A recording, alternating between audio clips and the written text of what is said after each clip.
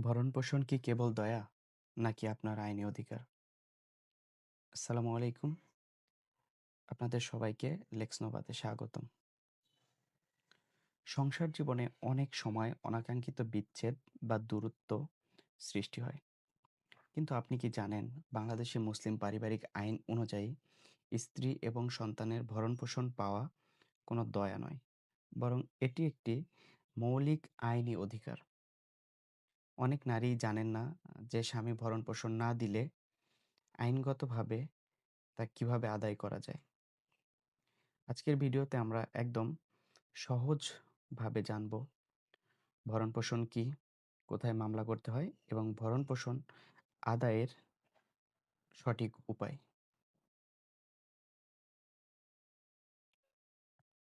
শুরুতেই আমরা জেনে নিই ভরণ-পোষণ আসলে কি।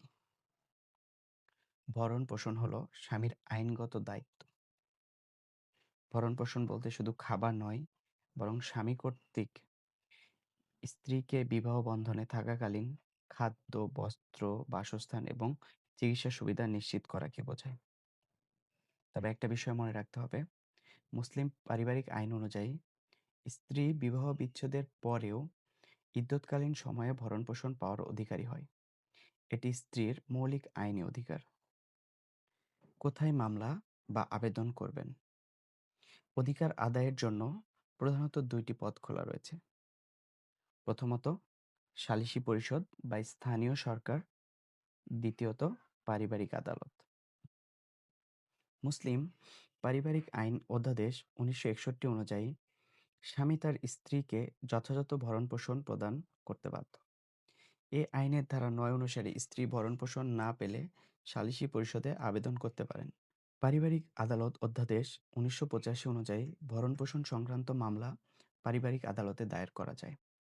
এ আদালত দ্রুত ও কার্যকরভাবে স্ত্রীর অধিকার নিশ্চিত করতে সক্ষম। পারিবারিক আদালত আইন ১৯৮৫ অনুযায়ী স্ত্রী তার স্বামীর বিরুদ্ধে ভরণ-পোষণ মামলা পারিবারিক আদালতে দায়ের করতে পারেন। মামলা দায়েরের জন্য স্ত্রীর বর্তমান বাসস্থান বা বিবাহের স্থানে সহকারী জজ আদালতে আবেদন করতে পারেন। আবেদনপত্রে বিবাহের তারিখ, দেনমোহর, ভরণ-পোষণের পরিমাণ এবং স্বামীর আয়ের তথ্য উল্লেখ করতে হবে। আদালত উভয় পক্ষের শুনানির পর ভরণ-পোষণের আদেশ প্রদান করবেন। স্থানীয় সরকারের মাধ্যমে ইউনিয়ন পরিষদ বা পৌরসভায় সালিশ বোর্ডে আবেদন করা যায়। চেয়ারম্যান বা মেয়র সালিশকারী হিসেবে মধ্যস্থতা করেন এবং উভয় পক্ষকে ডেকে আলোচনার মাধ্যমে সমাধান দেন। এই প্রক্রিয়া দ্রুত, কম ব্যয়বহুল এবং গ্রামীণ পরিবেশে অত্যন্ত কার্যকর। তবে সালিশের সিদ্ধান্ত না মানলে আদালতে মামলা করার অধিকার সংরক্ষিত থাকে।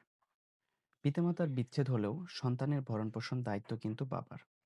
মুসলিম আইন অনুযায়ী পুত্র সন্তান প্রাপ্তবয়স্ক না হওয়া পর্যন্ত এবং কন্যা সন্তান বিয়ে না হওয়া পর্যন্ত পিতা তাদের যাবতীয় খরচ দিতে বাধ্য।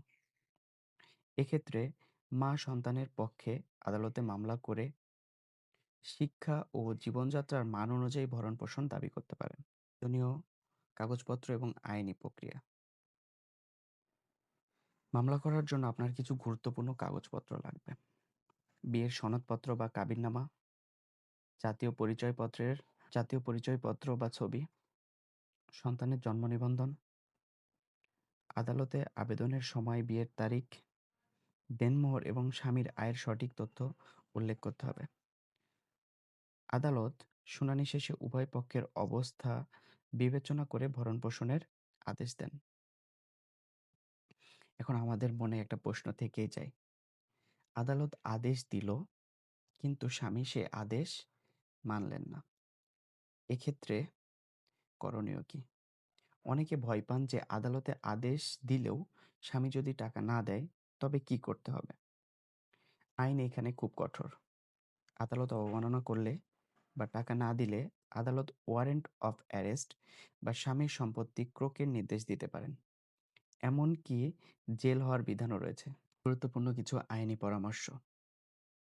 মামলা করার আগে সম্ভব হলে সালিশের মাধ্যমে মীমাংসার চেষ্টা করুন। আদালতে কখনো মিথ্যা তথ্য দেবেন না। অভিজ্ঞ কোনো পারিবারিক আইনজীবীর সাথে পরামর্শ করুন। আপনার সকল আইনি দলিল যেমন কাবিননামা ও নোটিশের কপি সবসময় যত্ন করে রাখুন। আইন জানুন, সচেতন হন এবং নিজের অধিকার আদায় করুন। ভিডিওটি ভালো লাগলে শেয়ার করুন। ধন্যবাদ।